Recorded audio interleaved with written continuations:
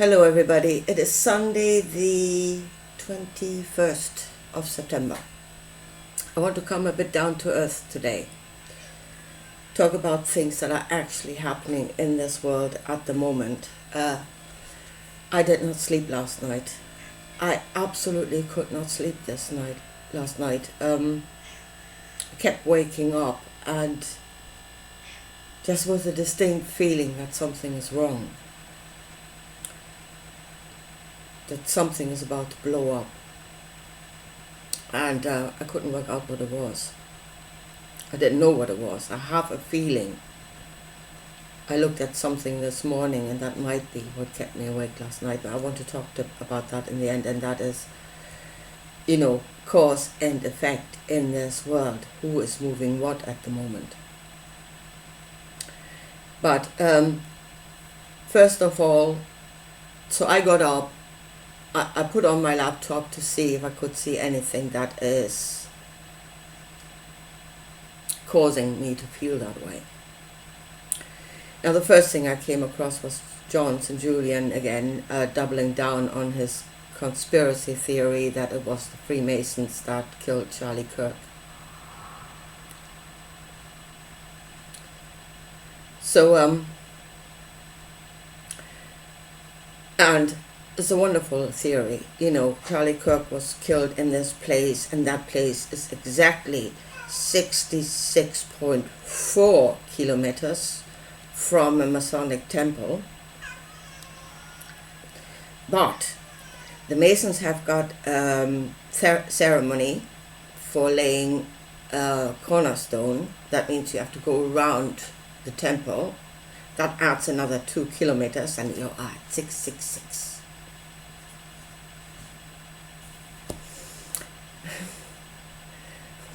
The number of the beast, yeah? It was the Masons. Without doubt now. It is mathematically proven, without doubt now, that it was the Masons. I mean, what the hell? And here it is where we are going too far out. Far too far out. To see what actually happened there. I mean, who did it? Does not actually matter. There'll be some part of the cabal that's behind that, no doubt. Why did they do it? What does it serve? What will it work? Is what is important. If we see what it works and we are not being moved by it ourselves, whatever they did will have no effect. It is only an effect if it has an effect inside of yourself. It moves you to do something.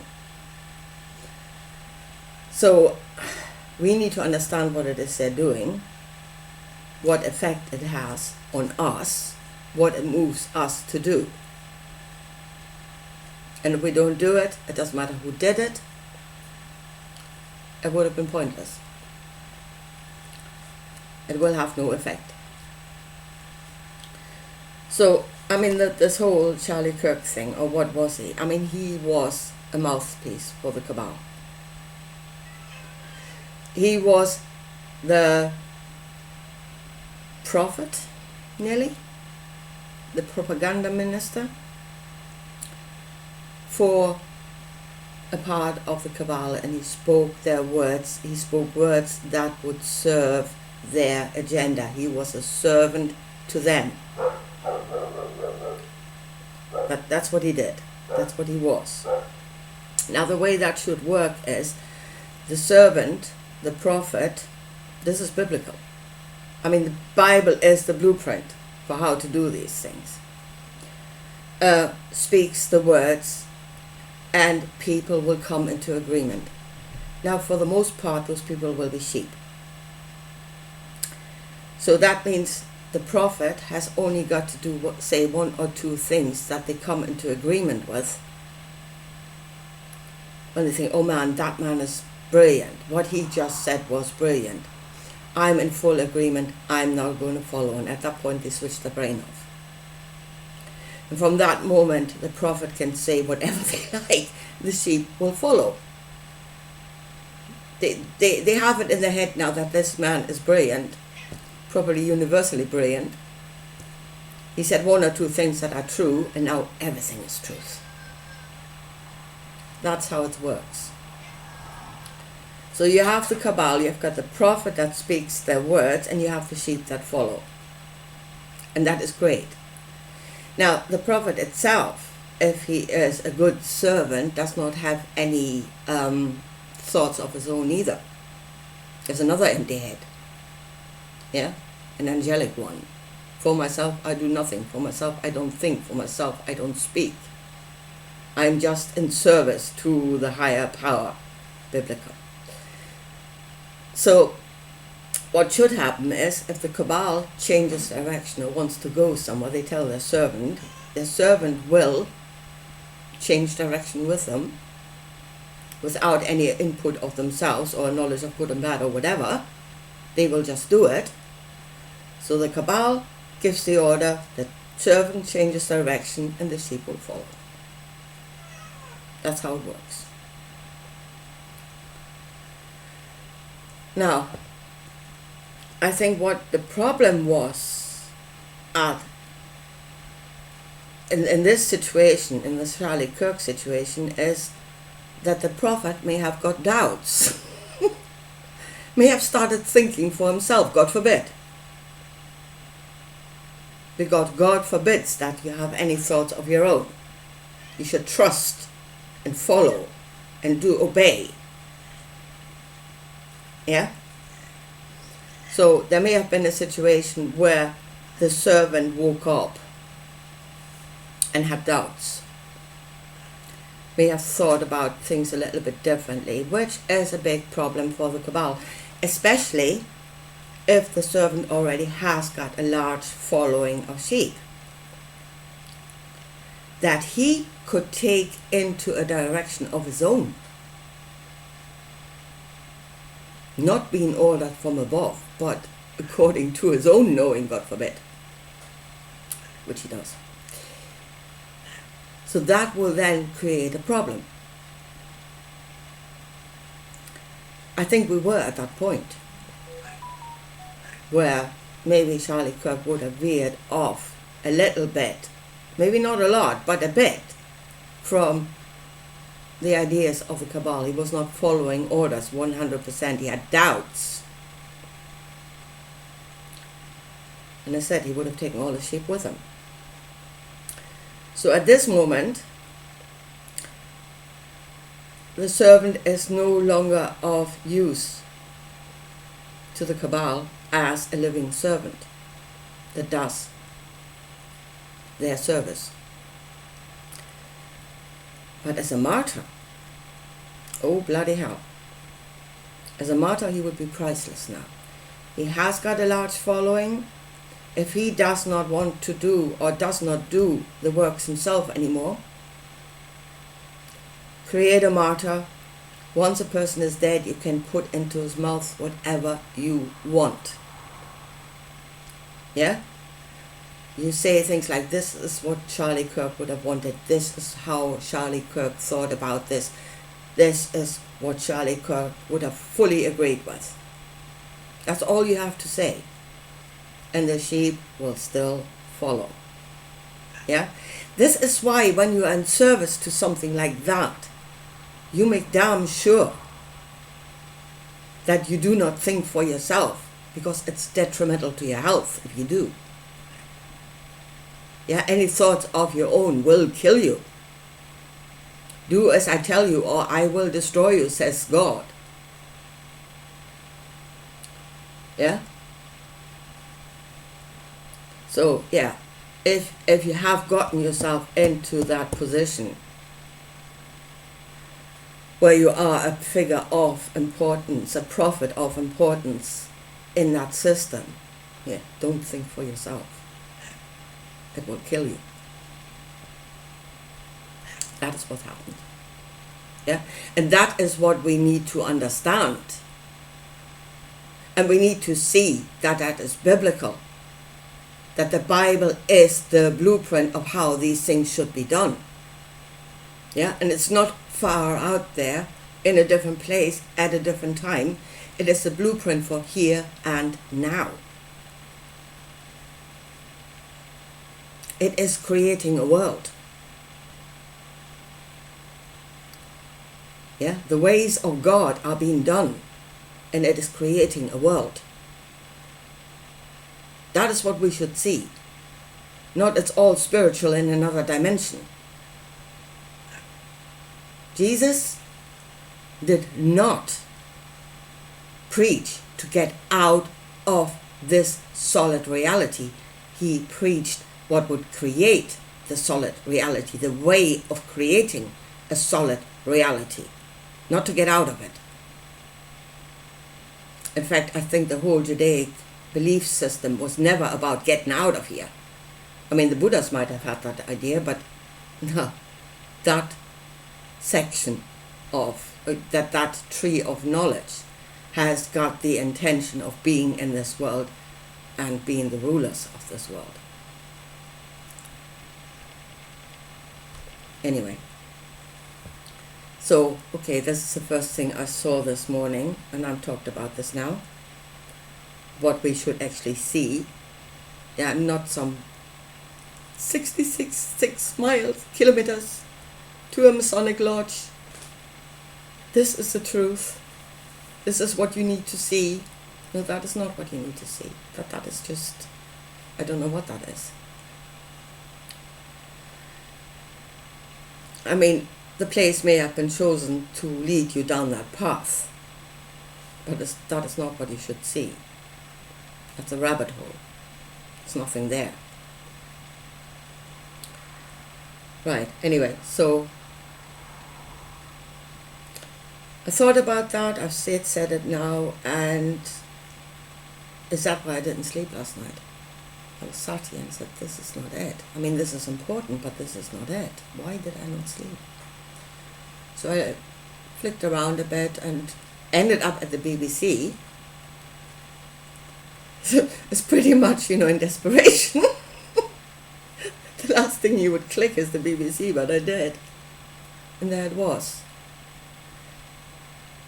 Keir Starmer is about to acknowledge Palestine as a state this afternoon. That is what was important.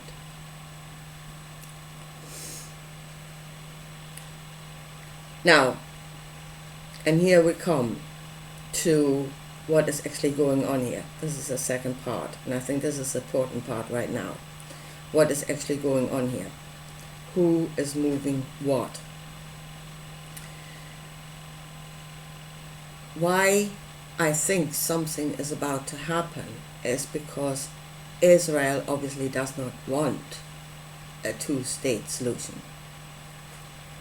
So, and Israel does not want other countries to acknowledge Palestine as a state. So in order to prevent this from happening, the acknowledgement from happening, would be that something horrendous will happen before that acknowledgement can be made.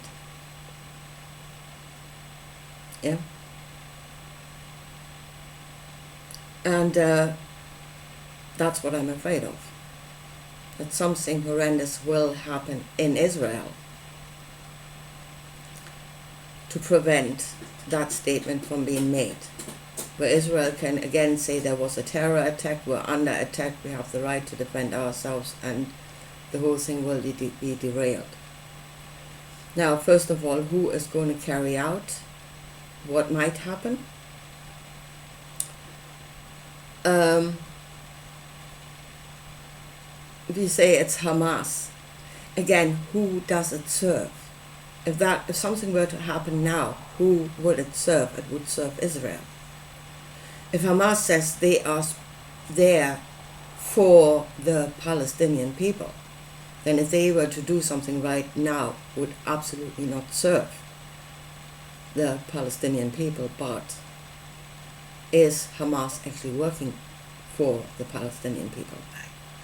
Or are they a controlled opposition an opposition that is controlled by Israel, that will do horrendous things, not when it serves the people they are supposed to represent as an opposition, but that will do things that will serve Israel. So a controlled opposition, controlled by Israel. So if something happens, yes, it could have well be done by Hamas, but not because they were in service to the Palestinian people. Because this would be absolutely not in the interest of the Palestinian people. Right. So, but who is moving who here on the chessboard? Yeah? At the start, which obviously October 6th, 7th, I should know that. I don't at the moment. Was obviously not the beginning. But something was allowed to happen, and Israel was allowed to go forward, without any opposition, to really bomb that place to smithereens. I mean, the most horrendous things, which has now turned the opinion of the world against Israel. Again, Israel was allowed to go forward. Yeah? Were they actually handed the rope with which they can hang themselves. They were allowed to do these things to destroy themselves, as well as the Palestinians, but they are destroying themselves in the eyes of the world. Were they allowed to do that? Were they given enough space to do something so horrendous that it would destroy themselves?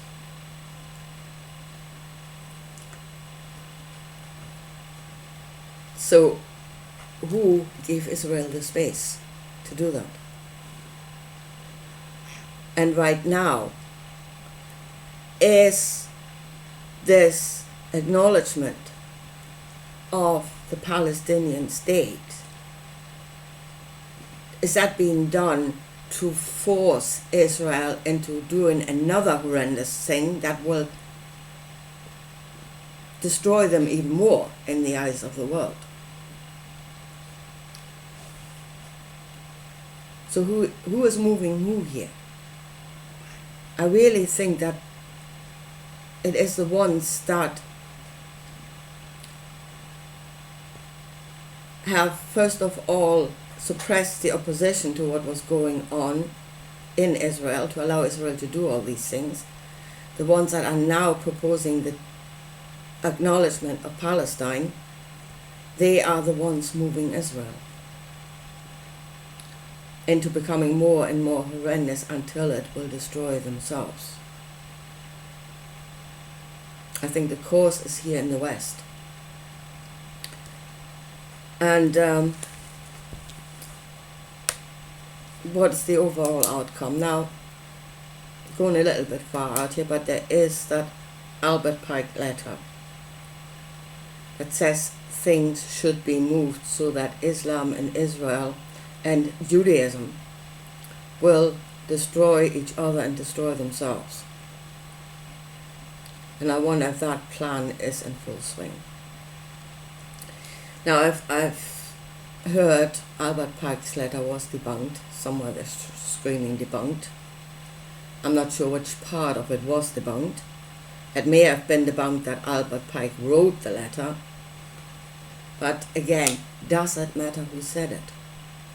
As long as the letter is in existence and it was said by somebody and it is a word that is working something, does it matter who says it? See, the messenger or the source is not important. What creates is the word, and you believe on the word. Doesn't matter who said it. So if somebody said that to put something in motion, that's all that matters. Doesn't matter who said it. Now, if it was not Albert Pike, but somebody else, maybe somebody didn't want to be known, yeah, then, I mean, it puts weight to your message if you put it again in the mouth of some important person like Albert Pike. I mean, preferably a dead important person that cannot speak back. So, I mean, for somebody to have written that, and then put it in the mouth of Albert Pike, yeah, fine. That could have happened. But you see, the messenger is not important. The source is not important. What is important is the word that creates, that moves people into believing one way or another. And this is where you can stop the whole thing. Stop believing. Stop trusting. And know and have the knowledge of good and bad and stand in your own truth.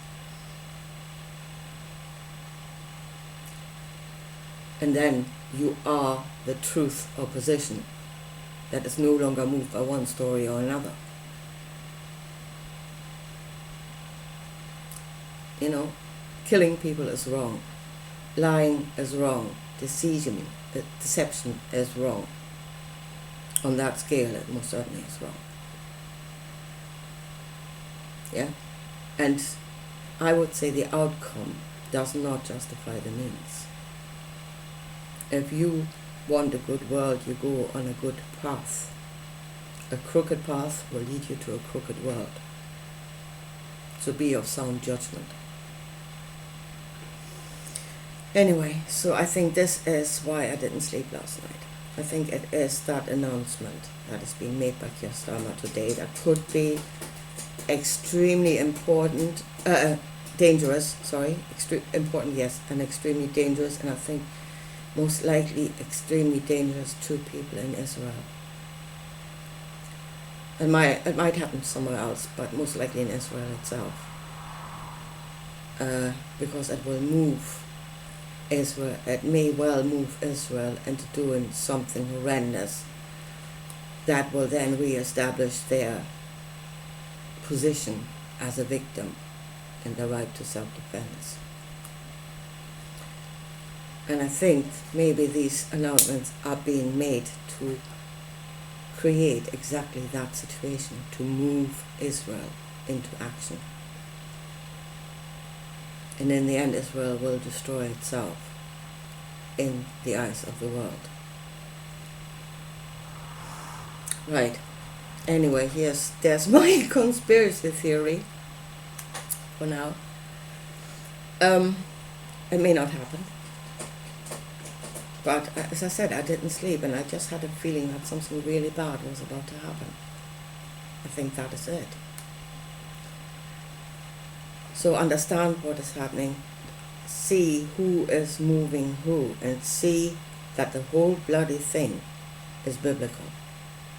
People are standing everywhere saying, oh, this is biblical. See why it is biblical. The Bible is the blueprint. It will create different forms, but as long as that blueprint is in this world and people believe, it will create over and over and over again. And if one empire is destroyed, another will rise, build on the same blueprint, and it's made look slightly different, but it won't be nothing different in essence. It will be the same thing. Right, okay, I'll leave it at that for today, and I'll talk to you again soon. Bye.